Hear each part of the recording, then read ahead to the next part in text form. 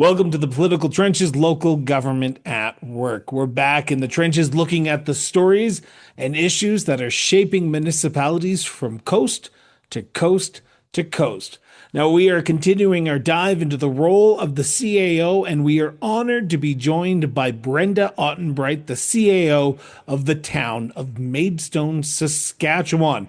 We'll have that conversation later on in the episode. And we will be discussing the education and the role of city administrators and administrators from across the province. But to kick us off for our rundown today includes a mayor in Eastern Ontario who has lost the confidence of his entire council, a village in British Columbia that is asking the BC Supreme Court to lower the threshold for quorum, and then we head to Newfoundland and Labrador, where Generation Z has entered the chat in local government. Ian, how has the last 2 weeks been for you? Well, and the biggest momentous event, of course, was a week ago, just over a week ago, we had the municipal elections occur throughout most of Alberta. So that's perhaps been the biggest event. We have embarked on an intensive 2 week process of orientations for new councils and returning councils.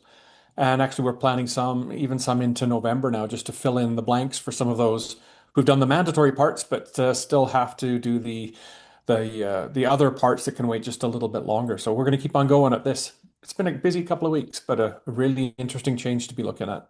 It certainly is, and the dust has still not officially settled across the province of Alberta, so we'll be probably following that up in next episode's stories. But our first story today comes from CBC Ottawa.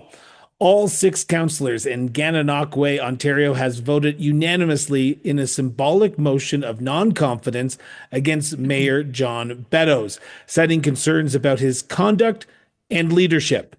Now, the motion introduced by Councillor Matt Harper carries no legal powers, but was intended as a formal statement of disapproval. The vote follows an earlier Integrity Commissioner's report that found Beddoes had breached the town's code of conduct 8 times, including making discriminatory remarks about women and offensive sexual jokes, resulting in an 80-day pay suspension and a required written apology. Councillors said the vote was not meant to be personal, but rather a step towards improving council's working environment and restoring professionalism. Several councillors expressed deep frustration with the mayor's leadership, saying progress on town matters had stalled. Councillor Dave Osmond described the experience as quote unquote brutal on his mental health, while the deputy mayor and others criticized the mayor for failing to grasp how his comments and actions affect others, citing his past suggestions to clamp the cars of Quebec visitors as one example. Now, despite the tensions, councillors called for a quote fresh start and renewed collaboration for the remainder of the term, which expires in 2026. Mayor Beddoes abstained from the vote and declined to comment on the news story. Ian, what does a symbolic vote of no confidence reveal about the balance of power and accountability in small town governance? Yeah, well, it would be the same anywhere in Canada. There's nothing that I'm aware of anyway about a vote of non-confidence in any elected official in the local level having anything to do with that person's longevity on a council. That said, it does publicly bring into light issues that historically have perhaps been percolating behind the scenes.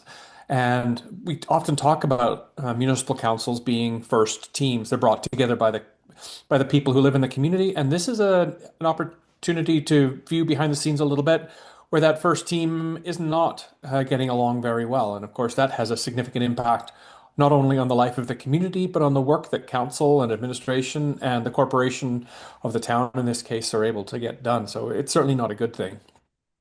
Now, we are 1 year away from the next Ontario municipal elections that are happening in, I believe, October 26, 2026. So I apologize if I got that date wrong, but I know it is about 300 and some odd days away from here. Hypothetically, and this is just going to be a big hypothetical question because I kind of think I know where the answer is already going to go, but A vote of non-confidence means jack at the end of the day. This means nothing to the average person. This basically is just six people around the table saying we don't have confidence because there's no actual recourse of what's going to happen next. This is just a vote, and it's a symbolic vote at that. Isn't the vote that matters the most the one that happens on election day? Isn't the vote that matters the most? And this might have actually hurt Gananoque a little bit more than if they didn't move this vote of non-confidence. Because if I was an investor in that community, I'd be going, I'm waiting until after October 2026 to see what happens because right now this is not the time to invest in a community of this size. Yeah. I agree with part of what you said and disagree with it a little bit. The first is, yes, of course, the October of 2026 vote is the one that matters because that's going to see elected officials either returned, choosing not to rerun, or to be defeated, and some new people showing up to council. Where I would disagree with you a little bit, though, is the move of a vote of non-confidence. They've already gone through the process of bringing in the integrity commissioner, having the integrity commissioner deliver a finding, and subjecting the mayor in this case to several sanctions. However, I suspect that the majority of people who are going about their business in Gananoque don't necessarily know what the role of the integrity commissioner is.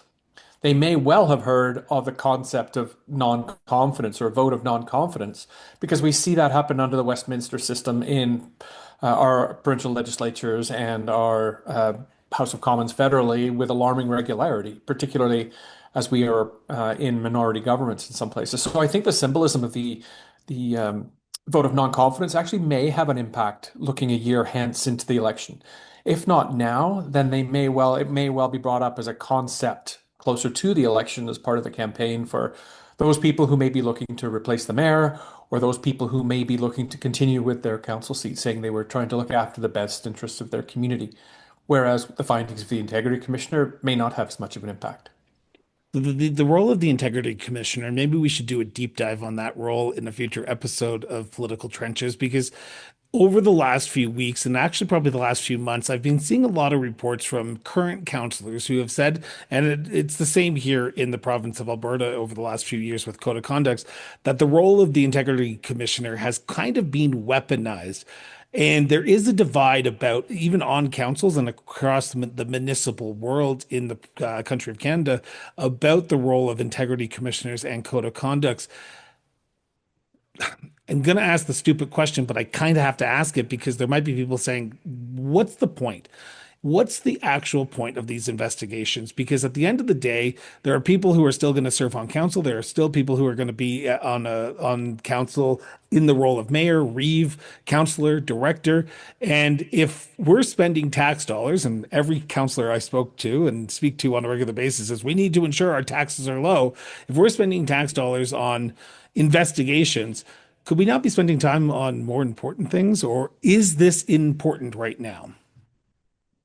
It's obviously important right now because it's making the news, and under the adage, if it bleeds, it leads. I have seen a video circulating on LinkedIn in recent days with a city manager presenting to council and speaking truth to power a little bit, and essentially saying to an argumentative city council, not this one, but a different one, but it could apply elsewhere, that the incivility, the rancor, the arguing, this weaponization, to use your word, of legislation is taking away from the efficiency of the municipality to deliver the programs and services that people want. And as such, there's a literal direct cost associated with whatever this misbehavior is that's not providing programs and services. And therefore, if we want to maintain services as they are, maybe there's a tax increase or a portion of a tax increase that goes into effect merely because this council couldn't get along, wouldn't put its primary focus at carrying out the business it's supposed to carry out. I was just recently speaking to a mayor who is becoming mayor at a time when they had the community that he is now representing had no mayor for the last almost a year. And one thing he talked about is building trust and rebuilding the trust between council and the residents. How can a motion like this destroy trust? And how can, over the next year, council, including the mayor, try to rebuild some trust back with the residents because we've elected these people to do jobs. And if there's trust broken, there's going to be a lot of anger that's going to be pointed directly at council of things aren't getting done and they're not looking after Mhm. the best interest. They're looking after the best interests of council, not the community. Or individual members of council. That question of trust is one that I've been posing to our CAO guests as we've been going throughout the course of this arc around CAOs, and I'll probably pose something similar to it again with our guest today. The issue, however, I think is one that is quite significant in terms of community trust. Does the community trust council to do the right thing? Does administration trust council to do the right thing? Do councillors trust each other to do the right thing? And if the trust isn't there, that contributes to a negative spiral of culture. And we've talked about that many times through the course of our episodes about how the business that these people are in is fundamentally a human business about relationships. And as such, if the relationships are good, the business is getting done. If the relationships are poor, then the business is not getting done, and that will erode trust further. So to get it back, there needs to be more doing and less talking, I guess fundamentally. Well, the one thing that we are not accused of not talking as much. So let's head off to our second story, and we are heading to the West Coast for CBC, British Columbia. The village of Sayward, a small municipality in the Vancouver Island, has filed a petition with the BC Supreme Court seeking permission to reduce its council quorum from 3 members to 2 members. The move would allow the village to proceed with potential disciplinary actions and legal action against 2 councillors whom it accuses of leaking confidential information and conspiring with former Chief Administrative Officer John French to publicly criticize the current mayor and other officials on social media. The municipality argues that its ability to function has been paralyzed because of overlapping lawsuits and conflicts of interest, including a defamation lawsuit the mayor filed against French, leaving only 2 councillors unconflicted and the threat, therefore, eligible to vote on the matter. Now, in its court filing and the public statement, the village describes the petition as an effort to quote unquote restore order, civility, and professionalism to local governance and to resume basic council business. Now, the allegations against the 2 councillors, which have been detailed on the municipality's website, along with affidavits from the mayor and former acting CAO, have been not been proven in court. Both the village and the councillors have declined further comment as internal disputes, legal claims, and ethics complaints continue to stall decision making in the already divided council. Now, Ian, I'm happy that we chose this story to follow up from our last story because what are the risks and implications of municipal government seeking to change its own quorum rules through the courts? Does it potentially safeguard democracy or does it undermine it at the end of the day? Because I have some comments after your comments. Well, obviously, if the quorum is two, then the only way that something proceeds is if both the remaining members vote against it. A 1-1 vote is a loss. A 0-2 vote is a loss. There's only one of three scenarios that's actually going to move information forward. So this is, like the last story, a case of elected officials causing frustration and friction and removing the ability of the municipality to do what it needs to do.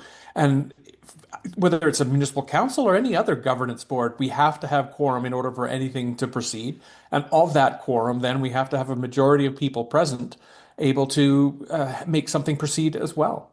And I think that there are legitimate cases, maybe in this one, where a majority of councillors are in some sort of conflict of interest. And of course, we require them at that point to back out of debate, back out of voting. They still retain their rights as citizens. And in this sort of a community, well, typically the smaller the community, the more the situation is likely to occur just because of the size of the community and the size of council. In this case, we have a 5-person council, but there are 3-people council, 3-person councils too. So a change of 1 or 2 people being able to vote or not being able to vote is way different in Sayward than it would be, say, in the city of London or any other major metropolis, which would have 10 or more or 9 or more councillors, where this wouldn't necessarily be as much of a problem. I would be interested, however, again, because this is a small community and relatively isolated, how much this battle goes back to the Hatfields and the McCoys over a generation or more, whether it really is about what it's about or if there's something more to it, which is kind of what I suspect. So I want to talk about the quorum issue for a second, if you don't mind, because I think this is the Sure. most important thing that I need to get off my chest. I think quorum is too low right now. I think that any motion that passes, there's one municipality in the province of Alberta that requires a two-third majority to pass any motion at council. And I think that is what the threshold should be at the end of the day. The simple majority does not actually work at the end of the day because it could lead to a 5-4 vote, which could lead to many people being angry and upset. An actual two-thirds majority vote, in my opinion, does good. Lowering the threshold is not the way to go, in my opinion. Lowering the threshold to two members of council when you are a five-member council basically means the minority is always in the right. And that does not bode well. Now, there are legal issues that are going on here. There are issues that are going on, like you said, the Hatfields and McCoy issues. But the issues of governance doesn't stop because the Hatfields and McCoys are currently battling it out. The Hatfields and McCoy issues is right, but you need a majority on council to vote in favor or against. If there are issues that you cannot deal with, the province needs to step in. Over the last few episodes, we've been talking about provincial interjection into municipal matters. This is the point of time where the province needs to step in, and I believe actually set out some clear rules or take those decisions off the plate of the municipalities. Municipalities are often yelling at the top of their lungs, you are the creatures of us, so therefore we can tell you what to do. Well, province, this is the perfect time to step in and actually do something. Do not lower the threshold. Supreme Court, I know you're never going to listen to this, but this is me on my soapbox for 2 seconds. Don't do this because this could lead to disasters for other municipalities who say, well, if they did it, we can do it as well. So let's lower our threshold to only one person needing to vote in favor of something. There's my little rant. What's your thoughts? The gospel according to Chris is my thoughts. I would Yeah. disagree about, because I think the board of directors for a municipality, a group of people got together, and if they want to do something for the benefit of the community, to me, at least half the people should say, yeah, we need to go in that direction. The two-thirds, I think, may be reserved for something very significant. We've heard the supermajority used elsewhere as well. For routine business, though, I'm not sure if this is routine or not. For routine business, I think the simple majority can hold because then you end up with the tyranny of the minority as well. This is a topic, Chris, that probably we might want to consider as well for an episode because we may want to bring in a parliamentarian and pose some of these wicked problems to them. But this particular place, to me, this has echoes of issues of viability. If council can't agree on what's wrong, on when to be involved, when not to be involved, and recusal after recusal is happening on council, should the place continue to exist? It's not a very big place now, and we're having issues with municipal viability, sustainability right across the country on some of our smaller communities. So ultimately, I think that's maybe where this particular conversation goes. It certainly will, and we will certainly look at this. Two stories in, we've already got two future episodes planned. There we go. But our final, and let's see if we can come up with the trifecta and hit the home run here. And finally, we turn our attention to Newfoundland and Labrador, where again our story comes from CBC. A wave of young leaders from Generation Z is reshaping local politics across Newfoundland and Labrador, as several municipalities welcomed councillors under the age of 24 in the most recent municipal elections earlier in October. Among them is 22-year-old Kate Cadigan, who made history as St. John's youngest ever councillor. Cadigan said her campaign revealed how many young people feel underrepresented in politics and emphasized her commitment to bringing those voices to the council table. Now, other communities are seeing similar youth engagement, including Bay Bulls, where 21-year-old Ethan Williams was acclaimed after first being elected just 2 years ago at the age of 19 through a by-election. Williams expressed gratitude for the strong community support he recently received since joining council, describing it as an honor to continue serving the community of Bay Bulls. The growing presence of Gen Z in municipal governance marks a generational shift, with young leaders eager to influence local decision-making and inspire greater participation from their fellow Gen Z peers. Ian, my final question before we head off to our interview. What impacts might the growing presence of Generation Z counselors have on municipalities approaching issues such as housing, climate change, and community engagement? Well, first of all, there's going to be a whole bunch of slang that neither you nor I recognize. so we may not be able to communicate very well What do because you I'm mean? We're old. down with it. We're hip. We're in that government expert era. You go, boy, girl, whatever. Yeah. So in this case, I think that this is not unique to Newfoundland and Labrador. It just happens to be a community interest story that came out of CBC in Newfoundland and Labrador. I've been to all of these places. They're all quite enjoyable places to be. I think that as with any generation, they will bring a different way of doing things, a different ethos, some different values and principles, which then may fall into competition with some of the values and principles of either existing councillors or those who've maybe been sitting in those chairs for 15, 20, 25 years as well. So the injection of new ideas, new ways of doing things, I think is really very positive. We also, I think, want our communities to represent, sorry, our councils to represent our communities. And that includes bringing some of our younger people into positions of leadership as well. They will teach as well as they will learn. And so, to that effect, I think it's great. This is an underrepresented demographic group, and they're stepping up to the plate. Good for them. I love to see a variety of different people represented on councils. You and I both. And now we're turning our attention to our interview with CAO Brenda Ottenbreit. Today's guest is Brenda Ottenbreit, who is a seasoned municipal administrator within the province of Saskatchewan, working closely with many municipalities, big and small, both urban and rural, from across the province of the land of the living skies.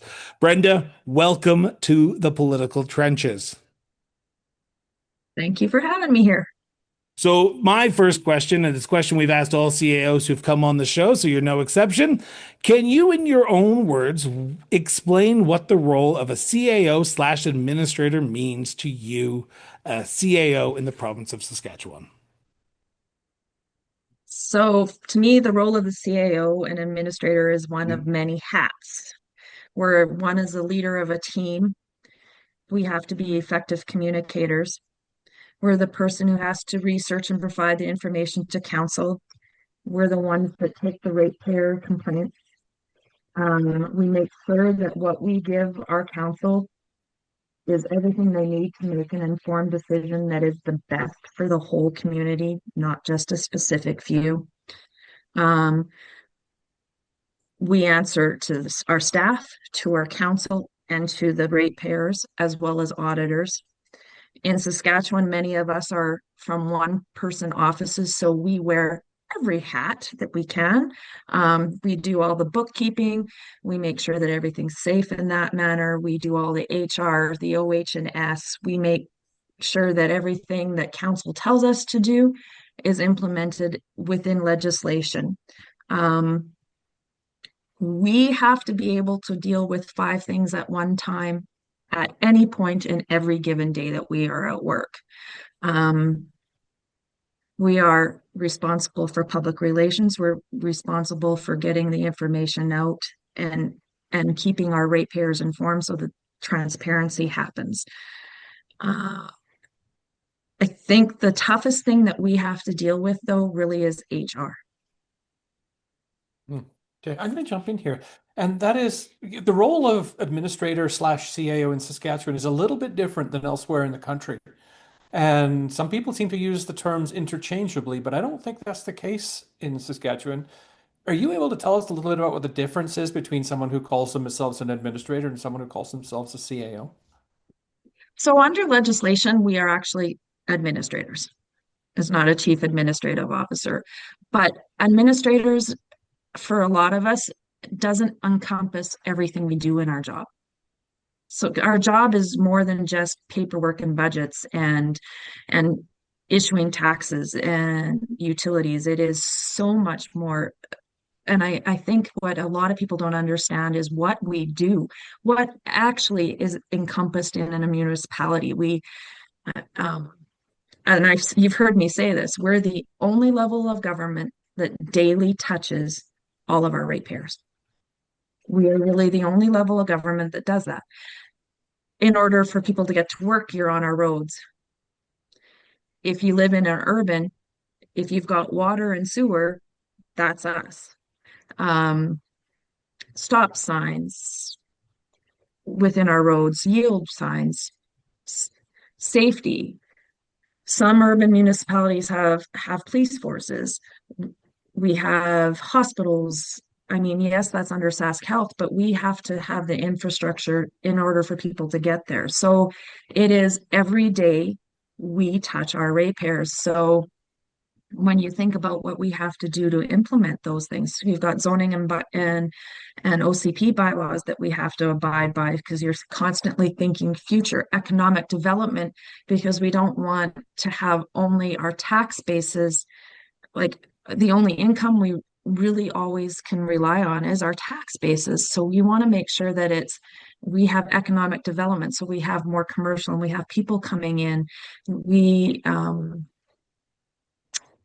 HR, like I said, was I think one of our hardest because you're touch our staff and our ratepayers, because I consider HR ratepayers as well, because um, our communication is part of HR in my mind. Communication style, being transparent is part of being effective leaders and dealing and being effective in our positions. Sure, great. Where the episode, of course, is talking about education, how it relates to CAOs as well. I'd be interested in your story. What's your background and how did you end up in the spot you're in right now, specifically as it relates to the skills needed to do the job you've just been talking about? So in 2014, I became a single mom and I was working in the oil field business. And if you are anywhere in the western part of Canada, you know that was a downturn. So I got laid off. I was looking for a job with security. And I should have thought twice about that when I read the part that you were at council's discretion. Right. That should have tweaked, but Yeah. I didn't. Municipal, like there's always an opening somewhere for an administrator. Let's just that's how it is. So there's job security in that part. Um, and I actually was told by somebody that I knew that this might be a good position for me because I have 4 kids. Doing a dispatcher job, you have to be organized, you have to be able to multitask. I had some of those skills that came out. So I started the university certification process through the University of Regina. I started taking some classes and then I got an assistant administrator position.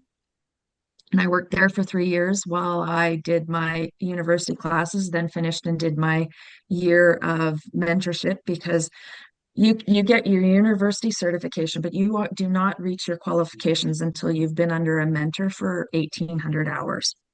So I did that as an assistant, and then I took on that, and then I moved up as an administrator. Right, sure. So early on into a term, you've been your first day or first week or first council meeting with a new council in a new community. How do you gain their trust? And the second part to that is how do you gain the trust of staff coming in new as well? So I kind of approached them both in the same way with little nuances. Sure. I just started this position on the 2nd of September. So I'm in the middle of doing this right now, right? So my council decision making items, you give your summary of all the information that you have and you give your recommendation. I give them the summary, the whole package as well. Hmm. So I want to earn your trust. The information's here for you. Here you go. And being consistent in that. With my staff, I brought every member of my staff in. This is a smaller staff here. So I brought everybody in. We had a 15 to 20-minute one-on-one conversation. We had got to know each other. I'm still developing their trust, right? I know it's a work in progress. It's not going to happen overnight, but I'm transparent. I admit when I make mistakes. I let people know, like I'm human. If something I've said or done has not landed with you appropriately, please let me know and we'll correct how we do it. It's about taking accountability for yourself and being transparent. So you mentioned book learning. You've also talked about on-the-job experience. You've been through a few different places. Are there nuggets that you've inherited or learned from other places that you brought to Maidstone? Things that, for better, for worse, you've learned from how to do, what not to do, those sorts of things. Pieces of advice that maybe other CAOs or other administrators could learn from. Know your boundaries, stand firm in them, and be professional in them. So you stand firm in your boundaries. There are some people out there that if you give an inch, they'll take 3 miles. It's not like, so, and be clear, consistent, and transparent. So I'm a policy girl. I believe in policies. You create a policy, then everybody's treated the same way. There's no, well, so and so gets this and I got this. It's no, here's the policy, everybody gets this. So you're consistent across the board, you're transparent, it's written, it's for everybody can see. Um, that is one of the first things that I have learned. And I'm very firm in if you make me uncomfortable, I'm going to say you either need to take a deep breath. Do we need to take 5 minutes, take a step out where we can come back? Um, Civility is one of the most important things. You're not, nobody's going to come in this office and raise their voice. I will tell you to leave. That's just, it's not tolerated. So and actually it's kind of funny. I've only been here since the 2nd of September, but that's already known in this community. Hmm. She will not, you be polite when you go in. So Thanks. yeah. Already making a name for yourself in Maidstone, Saskatchewan. Good job, Brenda. I want to. Okay, so anyone who's watched this show and watched any interview that Ian and I have done, Ian is usually the more Pollyanna type of interviewer, and I'm usually the more pessimistic and let's just say negative type of interviewer. Now, I'm not going to be negative, but I do have a question that is on the top of many people's minds. Saskatchewan is one of the only jurisdictions in the Confederation in Canada that requires administrators to have education. Now, I learned very quickly when I posted on social media about this role that not all administrators, though, in the province of Saskatchewan needs to have it. The Cities Act does allow big cities to hire someone with no experience, no proper formal education. So there is a little bit of a clarification there. Does the fact that the small towns, villages, rural districts in Saskatchewan needing proper education for administrators hinder their ability to hire administrators in 2025? Because while you and I chatted in person in Regina a few weeks ago, there are many municipalities in the province of Saskatchewan who do not have a formal administrator or CAO because they just can't find them. Do you think that's hurting the fact that municipalities can't find properly educated people? I don't, so here's the thing. What would hurt them more, having somebody that's uneducated and making them non-compliant and then have to be amalgamated into a different community and you lose your status. So there's 2 points, there's two sides to that. You can hire an uneducated administrator and have a mentor in place, and they can get their education that way. So she's being the person's being overseen. They become an acting administrator at that point, right? So that happens a lot. I think what's hurting a lot of municipalities in Saskatchewan is councils blurring of roles and responsibilities and them getting blacklisted. What is the biggest thing that you see with new administrators who come into the role that needs to be sort of, I don't want to say taken out of their psyche, but needs to know about the role of administrator? Because some people go through the education first before even starting in a town office. So, what's the one piece of advice that you would say to someone who is in the program right now and saying, I'm going to be a great administrator. I'm going to be the best administrator. Like all other administrators are going to know that I'm the best and I will be the next CAO for the city of Regina tomorrow after 1 year of a small town. What's the advice that you would give to someone who has no hands-on experience that they're about to enter into that hands-on experience time? Do your education. What I mean is ask questions because the job is more than what anybody really understands it is. And that's the reason my mentee quit. Is she said it's way more than what I thought it was. I thought it was just going to be balance the books here and there, deal with a couple phone calls and call it a day. It is so much more than what that's why I said what I said earlier. The job is way more than what people understand it to be. You talk about the on-the-job real-world experience that you get in the role as an administrator. Now, any education program, any education system that I've ever gone through always asks for right at the end of the course to say, is there any areas particular that you would want to see more focus on if someone else was to take this program? So while real world experience is great, what's the one thing these programs can sort of adapt to the ever-changing realities of local administrators to ensure that the next crop, the next generation of municipal leaders, municipal administrators are better suited on day one and not year two? Focus on how to have difficult conversations. Really? Is that hard? Well, when you're shutting somebody's water off, or you're in the middle of tax enforcement and you're in the last process and you're taking somebody's home, yeah, those are hard conversations. Those are really hard conversations. When you are writing an employee up, giving a written or verbal warning, when you're terminating somebody, when you've got had um, a development go sideways and subdivision application has been denied and people have put money into things.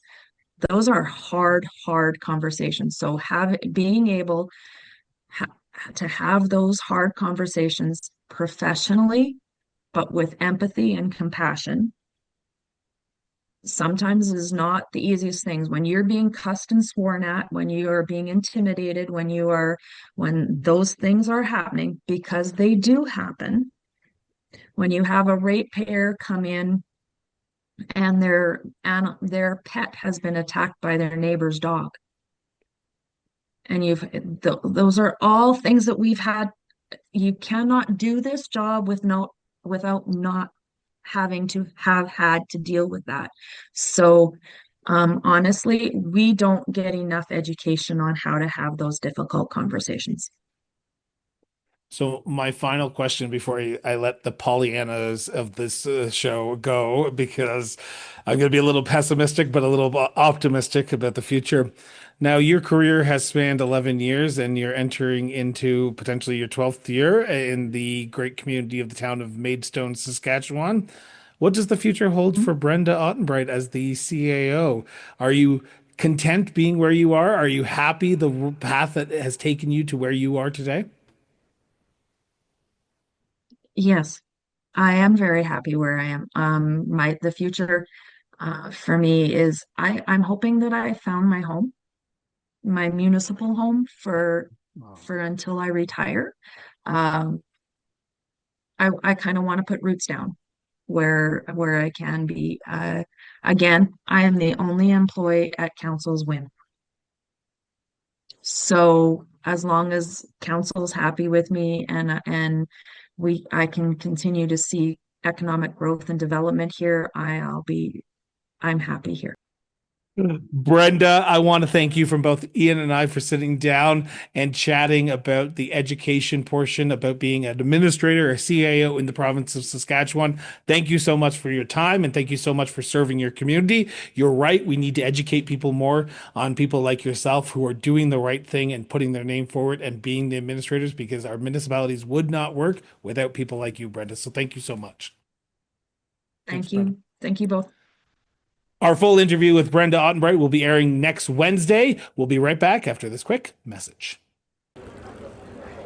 In the heart of every thriving community lies a well-crafted strategic plan. But crafting such a plan requires expertise, experience, and a deep understanding of local needs. Enter Strategic Steps, your partner in municipal strategic planning. Strategic Steps team of experts have years of experience in municipal administration. At Strategic Steps, they just don't develop plans. They co-create homegrown strategies tailored to your unique community. They listen, they collaborate, they empower your community to thrive. Contact Strategic Steps today and take the first step towards a brighter future for your municipality. Call Strategic Steps at 780-416-9255 or visit strategicsteps.ca to get started. Ian, I feel like this episode was an education experience just for ourselves, learning about the intricacies of the education system when it comes to administrators in the province of Saskatchewan. And there are so many complexities to the story that I feel like we just scratched the surface. How'd you feel like today's episode went? Yeah, there certainly are complexities, Chris. I do think Saskatchewan is perhaps leading the country when it comes to requirements of for education of CAOs and SAOs in the North, administrators, that sort of thing. Of course, we have MPA programs in a few places. We've got the NACLA program. Of course, we've got the Saskatchewan and some other ones as well. But I think Saskatchewan making it a requirement over time, with particularly with the mentor-mentee relationship, I think is a really good move. And I think our stories actually tied in quite well to this as well. Potentially, how do we mitigate some of the things that we're seeing go sideways across the country? Well, more knowledge is probably the best way to do it. Speaking of our stories, just want to remind our listeners and our viewers that if you want to learn the stories that we talked about in today's episode, they will be in the show notes below. So you can check all those stories out from CBC. And I say that once because all three stories came from CBC this episode. So check those stories out.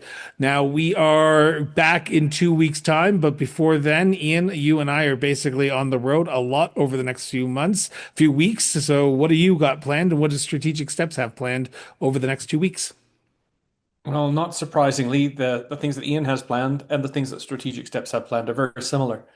Between now, yeah, really, for the rest of this week and a little bit of cleaning up later on, we're doing a series more council orientations individually, and then some regional ones as well. And then we just have the normal course of business as we start to head into the fall, as new councils get going and administrators are looking to prepare.